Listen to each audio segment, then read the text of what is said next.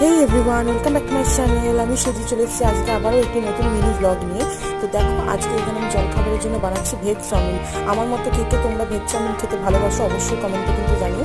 আমি এখানে বেশি কিছু সবজি দিই, যেহেতু ছিল না, শুধু আলু আর বিনস দিয়ে আমি এখানে চাউমিনটাকে করে নেবো। দেখো, আর একটু ক্যাপসিকাম দিয়ে দেবো। দেখো, ক্যাপসিকাম খেতে আমার খুবই ভালো লাগে, ওই জন্য একটু চাউমিনের মধ্যে ক্যাপসিকাম দিয়ে দিলাম। দেখো,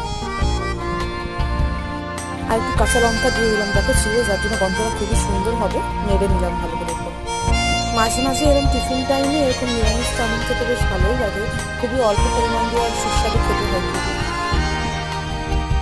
যেহেতু এটা ঠাম্মিও খাবে, তো ঠাম্মি যেহেতু নিরামিষ খায়, ওই জন্য আরও বেশি করে নিরামিষ ভাবেই বানানো হবে। তো এরপর চাউমিনগুলোকে দিয়ে একটু ভালো করে নেড়ে চেড়ে নেবো। দেখো, আমি একটু এর মধ্যে পাস্তা মশলাও দিয়ে দিলাম। দেখো, আর ওর মধ্যে একটু টমেটো সস দিয়ে ভালো করে কড়াইয়ের মধ্যেই নেড়ে চেড়ে দেবো। তোমরা কিন্তু এরকমভাবে